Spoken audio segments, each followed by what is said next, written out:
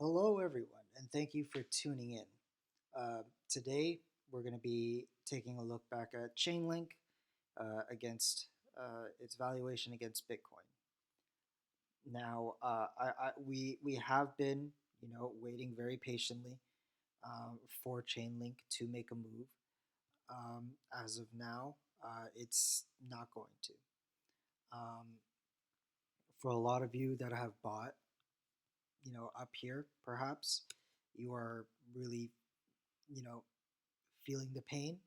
You're down about 60% on your initial investment, and that's never a good feeling.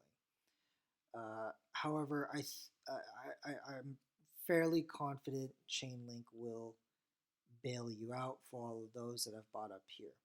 And let this just be a message, like a lesson almost, of when you see Chainlink or any kind of altcoin get that extended, know that the risk of it going down from where you bought it from gets that much higher. Also, keep in mind that if you're buying it here, odds are you are buying it from someone who bought it at a much lower price, say here or even here. They are selling you your bags. Don't be in that situation. Um, now, naturally, you'll be buying bags from someone, at some point, but do your best to try to I guess be aware of where you're buying, because if you're buying at the all-time highs, that's odds are is never a good thing. Now, I believe that we're still very early on in the cycle. Bitcoin has not yet reached past its all-time high, and we know from years past that Bitcoin is very well capable of going past its all-time high. If this is the bull market that we think it is, it will pass the all-time high and go into price discovery mode and find a newer high. Within that time, I believe Chainlink, along with other altcoins, will supersede their current highs. So in this case with Chainlink, I think it will pass the 0.00155 Bitcoin valuation. It's just a matter of when. Um, so if you are the one who bought up here, let this be a lesson. I'm not telling you to sell or buy, but at this point, I always think in my personal belief that selling at a loss is never a good situation to be in. Um, I'd rather prefer to either average my way down or wait and accept that if it goes to zero, it goes to zero. Now with Chainlink, I wouldn't consider it a token that has high chances of it going to zero. I actually have a lot of high expectations for the coin, and that's why I would be averaging down in this case. Now, I'm not. I did not buy up here. I more so bought around this level, I believe, and started averaging down. So in that case, my positions I can stomach a little better, and I was prepared to buy down to this level, so another 20% down. And the reason why I have this red line here, and I've had these lines on for quite a while, but I'll reiterate what these lines represent. These lines represent local peaks and local lows of Chainlink throughout its history on the logarithmic chart. And it seems that every former local peaks. So, for example, we could take this one here with this one becomes new support levels once Chainlink goes past it, as we can see here. So, with that said, I and again, like you could see it throughout its history, like it's quite apparent. Anyway, what we can see here, or what I would expect possibly might happen, that Chainlink could very well come down another 20%.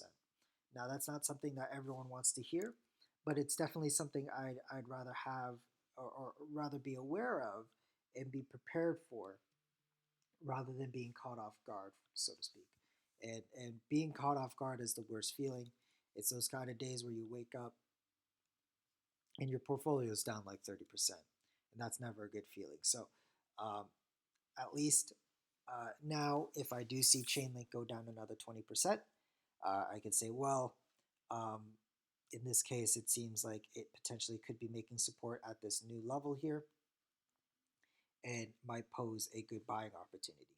And so I feel a lot better of myself and my position in that sense. Now you can say that's like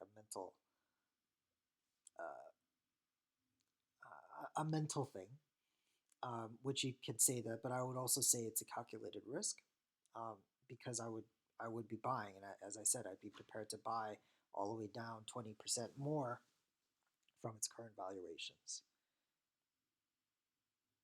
And what we can see here is that um, the moves of Chainlink from these support and resistance levels can vary between 50% increase from the support level to the new peak to 200% for the last support from what we perceive to be a support level to the new peak. So we'll definitely figure it out.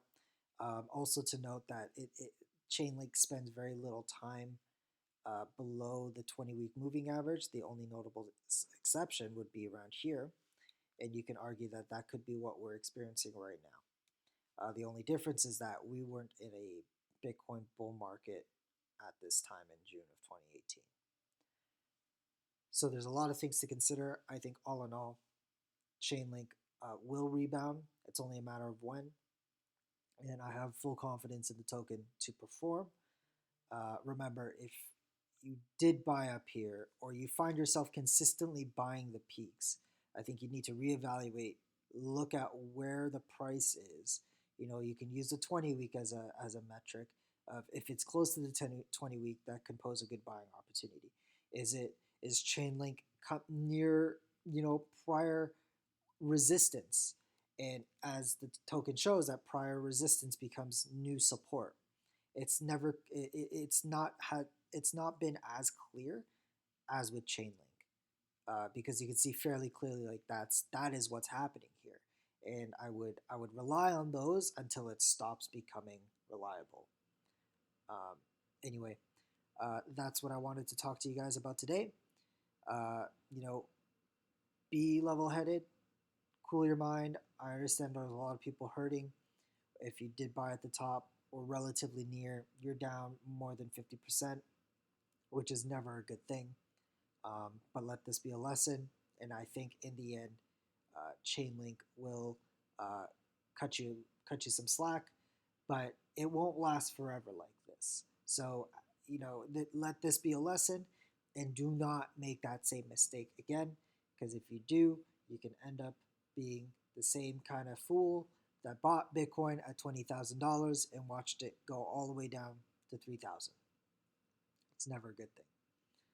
Um, but yep, talk to you soon, guys. Take care.